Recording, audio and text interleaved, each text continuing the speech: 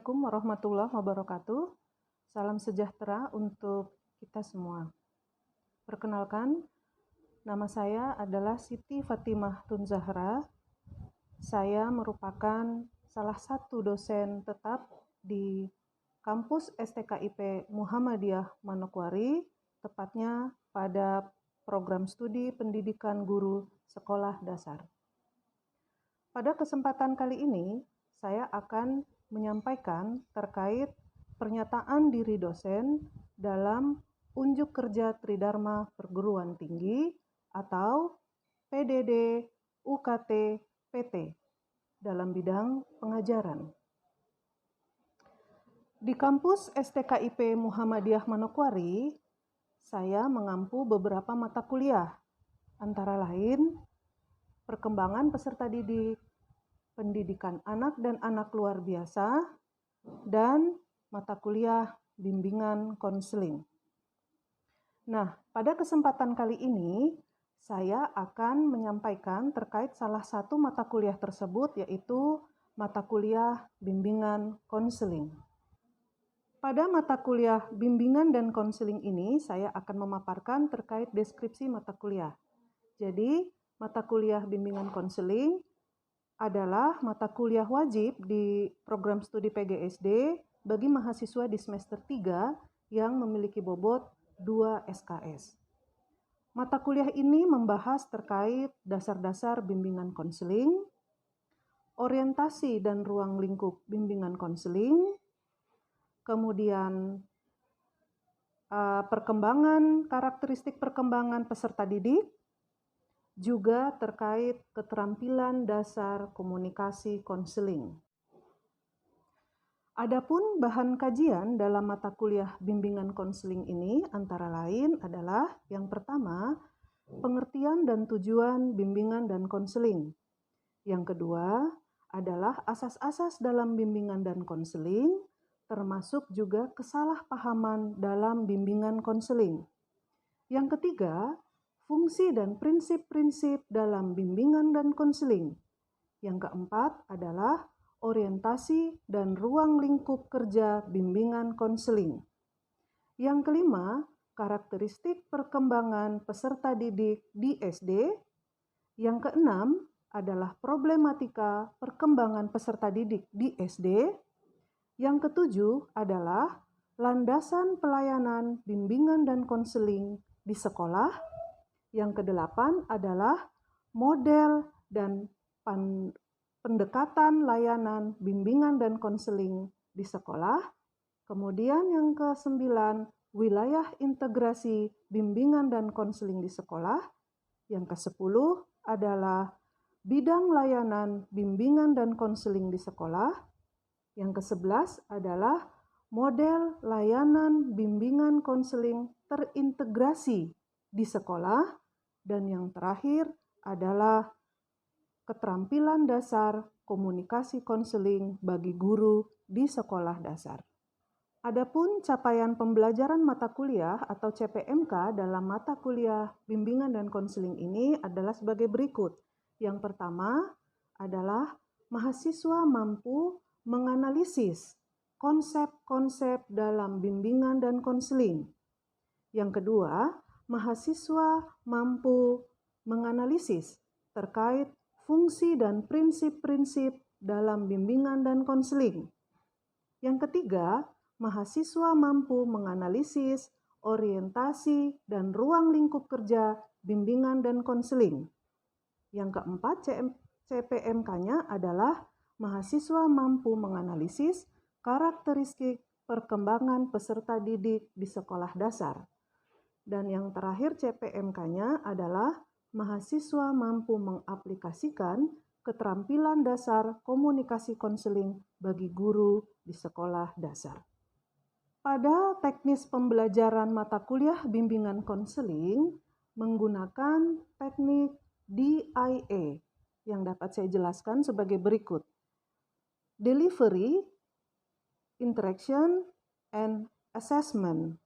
Delivery di sini dimaksudkan bahwa dalam pembelajaran mata kuliah bimbingan konseling ini, dosen menggunakan model pembelajaran contextual teaching learning dengan metode ceramah, diskusi, kemudian simulasi. Tentu saja hal ini nanti disesuaikan dengan materi yang disampaikan. Kemudian pada teknik interaction, pembelajaran mata kuliah bimbingan konseling ini dilaksanakan secara luring. Kemudian dosen mengkondisikan mahasiswa agar bisa berinteraksi secara aktif dengan jalan, diberikan kesempatan bertanya, diberikan kesempatan menanggapi ataupun menjawab pertanyaan, serta berdiskusi. Hal ini dimaksudkan agar terjadi komunikasi yang aktif, baik antar mahasiswa dan dosen terkait teknis pembelajaran atau materi pembelajaran yang sedang berlangsung. Kemudian terkait dengan teknik asesmen dalam mata kuliah bimbingan konseling ini dilakukan secara objektif dengan pembobotan pada tingkat kehadiran sebesar 10%, kemudian penugasan 20%, kuis 20%, ujian tengah semester 20%, dan ujian akhir semester 30%. Demikian yang bisa saya sampaikan terkait PDD UKT-PT dalam bidang pengajaran dalam mata kuliah bimbingan konseling. Terima kasih. Wassalamualaikum warahmatullahi wabarakatuh.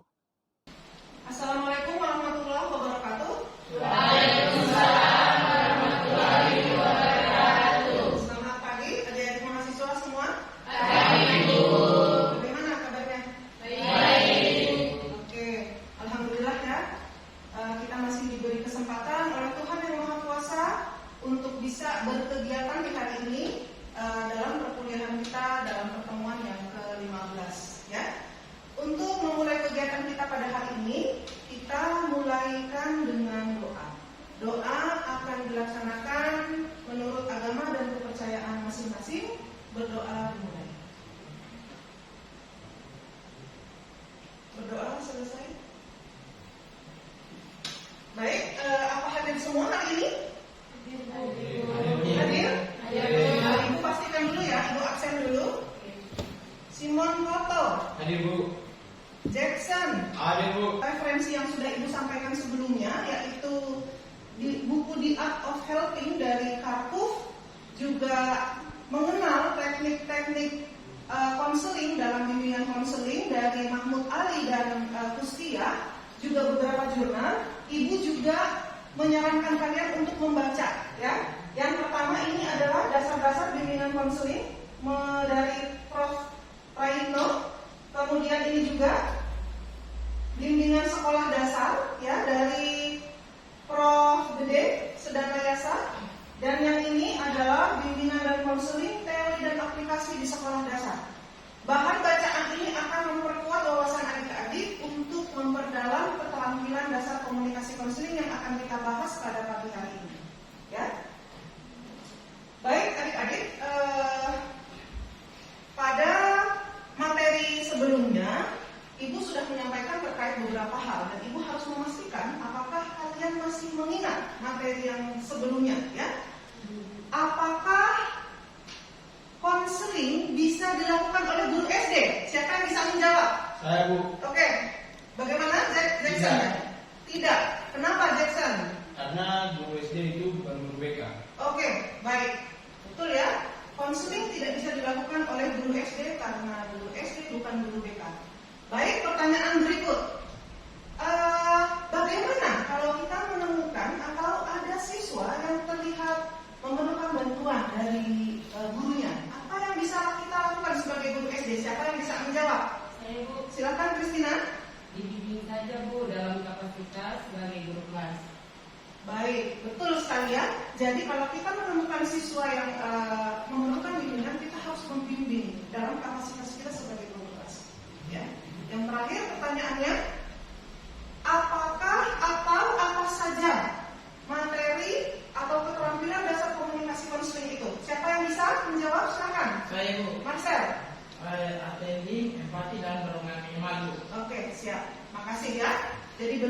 yang disampaikan, jadi keterampilan dasar komunikasi konseling yaitu attending, empati, dan dorongan minimal. Ada 3 ini yang bisa kalian lakukan sebagai guru SD dalam kapasitas sebagai guru kelas untuk memberikan bimbingan pada siswa yang membutuhkan. Baik. Nah, untuk lebih memperdalam, mari kita sama-sama saksikan tayangan yang Ibu sampaikan berikut ini. Kalian lihat di sini. Apa yang kalian bisa sampaikan atau kalian lihat dari gambar di atas? Silahkan semuanya bisa menjawab. Silahkan, apa saja? Ada orang merangkul, siapa lagi? Ayo, yang keras. Ada orang yang sedih. Oke, satu lagi. Ada orang yang memberikan semangat, ya. Jadi begitu ya adik-adik. Dalam konteks kehidupan sehari-hari, hal-hal seperti ini pasti kita temui. Demikian pula dengan apa yang akan kalian temukan di sekolah nanti. Dalam konteks ini, ada siswa yang membutuhkan bimbingan dan kalian sebagai guru SD adalah orang yang akan memberikan bimbingan atau pertolongan. Begitu ya. Baik, kita lanjutkan materi berikut. Ya, jadi materi kali ini adalah terkait dengan keterampilan dasar. Kata kuncinya dasar ya, sangat dasar pada komunikasi konseling. Nah, mata kuliah ini adik-adik memiliki CPNK ya. CPNK-nya itu adalah mahasiswa mampu mengaplikasi keterampilan dasar komunikasi konseling bagi guru di SD. Sub CPNK-nya mahasiswa mampu mempraktekkan ya keterampilan dasar komunikasi konseling bagi guru di sekolah dasar. Ya, tujuan pembelajarannya mahasiswa mampu mempraktekkan keterampilan attending, empati, dan dorongan minimal. Jadi ada 3 yang harus kalian kuasai sebagai guru SD dalam memberikan keterampilan dasar komunikasi konseling ya. Ibu lanjut. Nah, apa itu keterampilan dasar komunikasi konseling ya? Jadi, apa itu keterampilan dasar komunikasi konseling? Yaitu keterampilan komunikasi paling dasar ya. Ibu garis bawahi kata paling dasar. Jadi kalau paling dasar artinya harus betul-betul dikuasai ya. Kita tidak akan melompat ranah profesional BK karena kita hanya mengambil porsi paling dasar ya. Seperti itu. Kemudian tadi seperti yang sudah Ibu berikan penguatan di awal, apakah guru SD dapat melakukan konseling? Dasarnya ini adik-adik. Pada Permendikbud nomor 111 tahun 2014 tentang BK pada pendidikan dasar dan menengah, isinya seperti ini. Kalian lihat. Boleh ini si Dewi membacakan yang keras. Yang keras ya, ini yang keras. Silakan. Fungsi struktural bimbingan dan konseling di SD memang belum ditemukan, tapi ditugaskan guru kelas yang terlatih untuk dapat melakukan beberapa kegiatan BK sesuai versinya sebagai guru kelas di SD. Oke, jadi memang secara struktural BK itu belum ditemukan, tetapi fungsi ke-BK-an sebagai guru kelas kalian harus bisa, ya. Berikutnya, apa yang seharusnya dilakukan dengan situasi seperti tadi, ya? Misalnya ada anak yang membutuhkan pertolongan sementara kita tidak bisa melakukan teknik konseling, ya. Boleh Royfer baca yang keras sekali, coba. Seorang guru SD tidak dapat melakukan konseling, tapi dapat melakukan keterampilan dasar komunikasi konseling untuk membantu siswa SD yang kebetulan membutuhkan perhatian lebih. Sedangkan teknik 2 konseling yang dapat dilakukan seorang konselor terlatih profesional BK. Oke, jadi jelas ya. bahwa guru SD hanya dapat melakukan keterampilan dasar komunikasi konseling, sedangkan teknik yang lain itu hanya bisa dilakukan oleh guru BK atau profesional BK. Ya, sampai di sini paham? Oke, berikutnya. Nah, keterampilan dasar komunikasi yang dimaksud tadi Marcel sudah sebutkan, yaitu attending, empati, dan dorongan minimal. Untuk deskripsinya, Ibu bisa sampaikan sebagai berikut. Ya, yang bisa suaranya keras sekali, Jackson, silakan. Attending, perhatian yang diberikan seorang guru dalam bentuk penerimaan yang baik pada awal pertemuan, memberikan perhatian pada siswa, menciptakan suasana yang nyaman sehingga siswa merasa aman, dihargai dan percaya pada gurunya. Ya, jadi itu attending. Intinya attending itu penerimaan. Saat ada siswa datang kepada kita sebagai guru kelas, kalian sebagai guru kelas harus terlihat menerima kedatangan siswa. Sambutan kalian menentukan kepercayaan awal siswa. Begitu ya, itu attending. Berikutnya, empati. Sapriati baca yang keras, silakan. Empati. 1. Upaya menghayati perasaan dan kondisi yang dialami siswa, tetapi guru tidak larut dalam penghayatan tersebut. 2. Empati dilakukan bersamaan dengan attending, sehingga jika attending buruk tidak akan terjadi empati. 3. Contoh kalimat yang menunjukkan empati. Ibu ikut merasakan apa yang kamu rasakan saat ini. Ya, betul ya. Jadi empati itu bisa ditunjukkan dari kata-kata. Ya, misalnya ada yang sedang bercerita pada kita, kemudian kita menyampaikan, oh iya, ibu tahu apa yang kamu rasakan. Oh iya, ibu rasakan apa yang kamu sedihkan itu. Jadi ada pernyataan dari guru yang menyatakan bahwa dia ikut merasakan. Itu empati. Ya. Berikutnya, Anggun baca yang keras. Dorongan minimal. 1. Suatu dorongan langsung yang singkat terhadap apa yang dikatakan siswa, sehingga siswa mau melanjutkan kata-katanya yang sebelumnya sulit untuk disampaikan. 2. Contoh dorongan minimal berupa kata oh ya, terus, lalu, dan. Dorongan minimal dilakukan saat siswa terlihat ragu menyampaikan maksudnya, ditandai dengan kalimatnya yang menggantung. Oke, baik. Jadi pada saat siswa sedang bercerita, ya konteksnya ada siswa sedang bercerita. Terus kan biasa siswa itu dia takut kah, dia ragu kah, begitu? Kalian pancing, ya. Dari dorongan minimal itu sebetulnya kalian pancing supaya dia mau bicara. Kalian bilang, oh begitu. Lalu atau baru terus. Nah, itu namanya dorongan minimal, ya. Baik, berikutnya. Untuk memperjelas ketiga konsep keterampilan dasar komunikasi konseling tadi, mari kita saksikan video berikut ini ya. Tolong disaksikan, bentar ya, Ibu ambil videonya.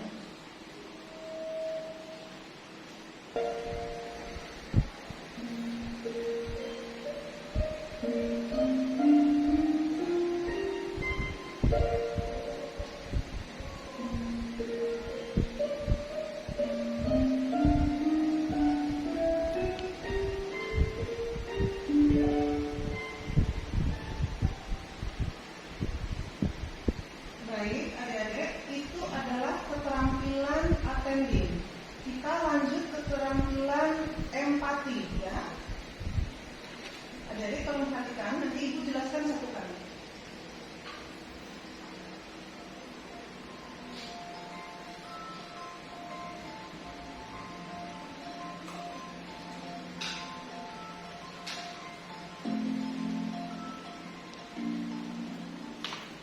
Ibu bisa merasakan apa yang saya rasakan saat ini.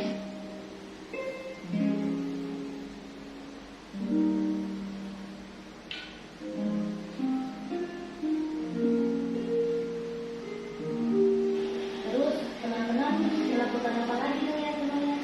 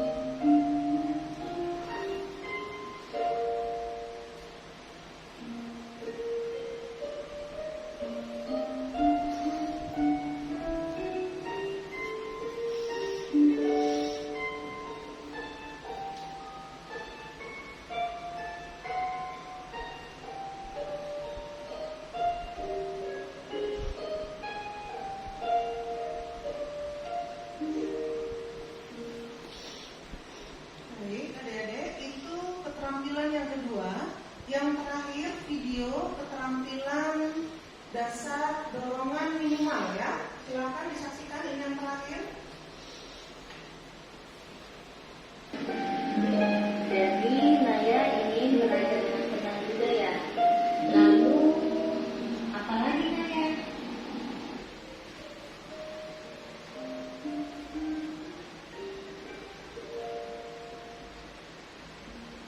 Nah, itu saja Bu. Saya cuma ingin belajar dengan baik.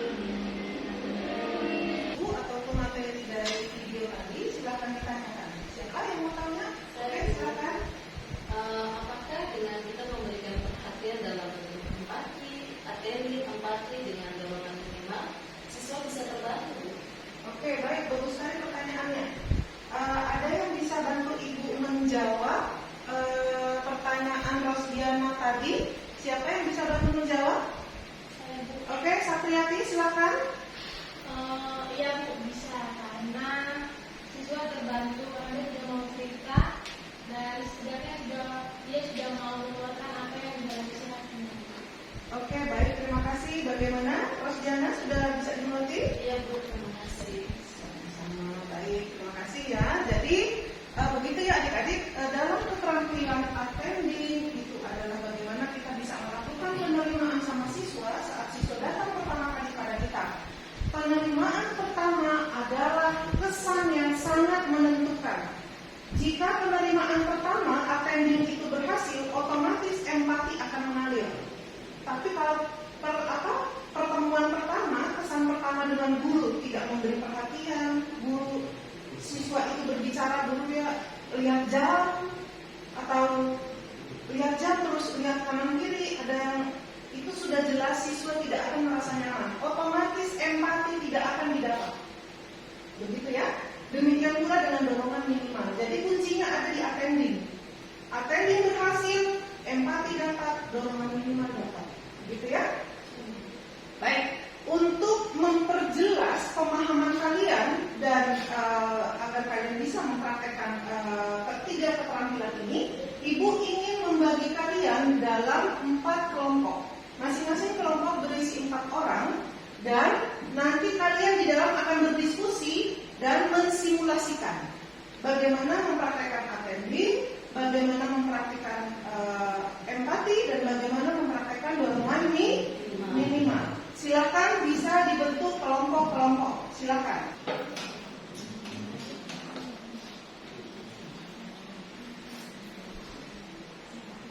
Baik, adik-adik mahasiswa sekalian, sekarang waktunya kita menyaksikan simulasi yang akan dilakukan oleh teman kita, Rosdiana dan Anggun. Tolong perhatikan dan Ibu juga akan membersamai ya.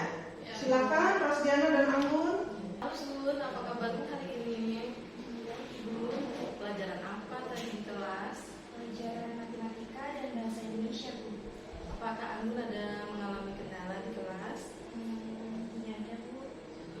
Ibu dengar akhir-akhir ini Anggun mengalami penurunan nilai dan prestasi. Apakah ada masalah yang Anggun rasakan atau alami di kelas? Boleh ceritakan ini dulu. Gini, Bu. Akhir-akhir ini di kelas rasanya kurang nyaman karena teman-teman kurang suka dengan keberadaan saya.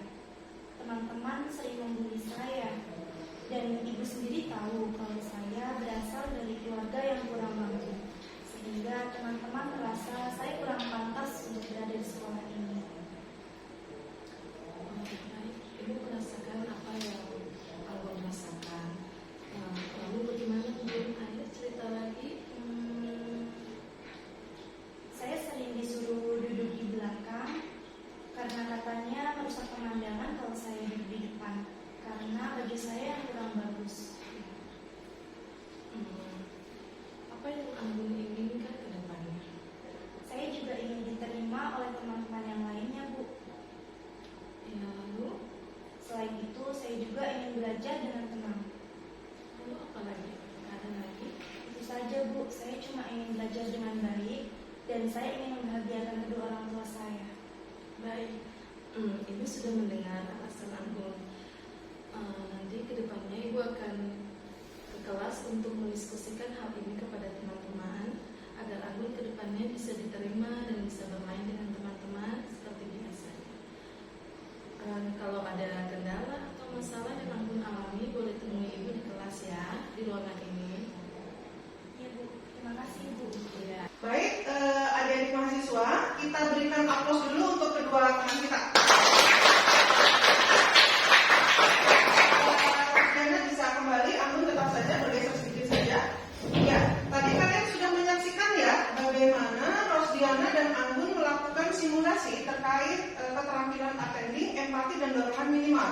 Tadi terlihat bagaimana Rosdiana saat Anggun bercerita, Rosdiana menatap dengan penuh perhatian, ya. Kemudian sesekali Rosdiana memegang tangan Anggun. Perhatiannya penuh, itu yang dinamakan attending, ya. Kemudian saat Anggun bercerita, Rosdiana menyampaikan tadi, kalian dengar, Ibu bisa merasakan apa yang kamu rasakan, seperti itu. Itu salah satu kalimat yang menunjukkan empati. Bisa dalam bentuk kalimat yang lain, ya. Kemudian saat tadi Anggun agak ragu, berhenti bercerita, Rosdiana memancing, ya. Ayo Anggun, apalagi yang ingin kamu sampaikan? Terus, nah, itu adalah bentuk dorongan minimal, ya. Baik, sampai di sini semua bisa diterima? Bisa. Baik, dengan demikian pembelajaran kita terkait keterampilan dasar komunikasi konseling sudah selesai. Dari apa yang Ibu sampaikan, Ibu berharap bahwa walaupun kalian itu bukan guru BK, kalian nanti akan menjadi guru kelas di SD, tetapi kepekaan, ya, kepekaan kalian terhadap kondisi siswa yang sedang sedih, siswa yang sedang bermasalah itu harus ada. Setidaknya kalian bisa melakukan keterampilan yang 3 tadi. Kalian bisa menerima, kalian bisa menunjukkan empati, dan kalian bisa memberikan dorongan minimal. Kalau itu bisa kalian lakukan, setidaknya siswa akan merasa terbantu, ya, dan meringankan beban pikirannya. Kalau masalahnya berat, silahkan kalian berkoordinasi dengan kesiswaan, kepala sekolah dan orang tua, ya. Sampai di sini Ibu rasa pertemuan kita cukup sampai di sini. Mari kita tutup pertemuan kita dengan doa menurut agama dan kepercayaan masing-masing. Berdoa dimulai. Berdoa selesai. Demikian, terima kasih adik-adik mahasiswa. Sampai ketemu lagi. Wassalamualaikum warahmatullahi wabarakatuh. Selamat pagi.